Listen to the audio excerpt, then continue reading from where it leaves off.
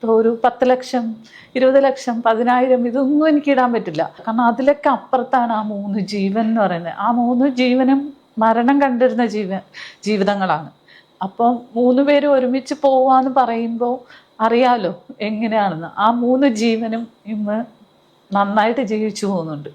അപ്പം അതിലെനിക്ക് ഭയങ്കരമായിട്ടുള്ള ഒരു സന്തോഷമുണ്ട്. ദൈവത്തിന്റെ കയ്യൊപ്പ് എന്നൊക്കെ പറഞ്ഞ വെറുതെ അല്ലേ? തീർച്ചയായിട്ടും. ഇപ്പോ സത്യം പറഞ്ഞാൽ ഇപ്പൊ ഇന്ന് സംഭവിക്കാതിരിക്കട്ടെ, അന്ന് ആ പ്രൊഡക്റ്റ് കിട്ടിയില്ലായിരുന്നെങ്കിൽ എന്താവും ശ്രീനിജിയുടെ ഇന്ന് ആ മകന്റെ മുഖം കാണുമ്പോൾ ഇന്ന് ഞാൻ ഉണ്ടാവില്ലായിരുന്നു. അന്ന് ആ പ്രോഡക്റ്റ് എൻ്റെ കയ്യിൽ കിട്ടിയില്ലെങ്കിൽ ഇന്ന് ഞാനും ഉണ്ടാവില്ലായിരുന്നു. കാരണം വെച്ചാൽ അവിടെ എനിക്ക് കുട്ടി നഷ്ടപ്പെടുകയാണ്. കുട്ടി നഷ്ടപ്പെട്ട് കഴിഞ്ഞ് പിന്നെ എനിക്കൊന്നും ഇല്ലാത്തൊരവസ്ഥയിലാണ് ഞാൻ നിൽക്കുന്നത്. അവിടെ ചിലപ്പോൾ ഞാനും ഒരു തീരുമാനം എടുത്തിരിക്കും. എൻ്റെ ലൈഫ് തന്നെ അവിടെ തീർന്നു പോകുന്ന ഒരു അവസ്ഥയായിരുന്നു. അതിൽ നിന്ന് എനിക്ക് കയറാൻ പറ്റിയത് ആ പ്രോഡക്റ്റ് തന്നെയാണെന്ന് എനിക്ക് ഉറപ്പിച്ച് പറയാൻ പറ്റും.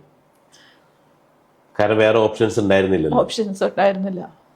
ഇത്രയ്ക്കും ദുഃഖം ഉള്ളിൽ ഒളിപ്പിച്ച് നടക്കുന്ന ഒരു ധീര വനിതയാണെന്ന് ഒരിക്കലും തോന്നിയിരുന്നില്ല.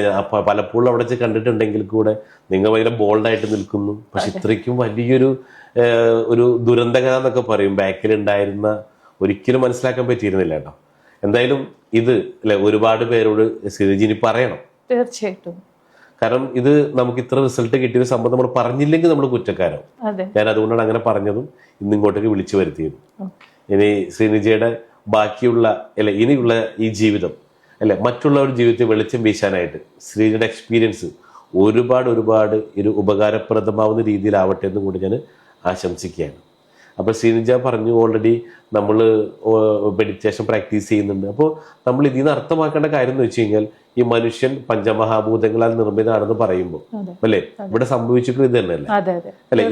ഈ ഒരു മാഗ്നറ്റിക് പ്രൊഡക്റ്റ് എന്ന് പറയുമ്പോൾ കണക്റ്റഡ് വിത്ത് ഇത് തന്നെയല്ലേ? എനിക്ക് അതിനെക്കുറിച്ച് ഡീറ്റെയിൽ അറിയില്ല. എന്തായിരിക്കും അവിടെ സംഭവിച്ചിട്ടുണ്ടാവുന്നത്?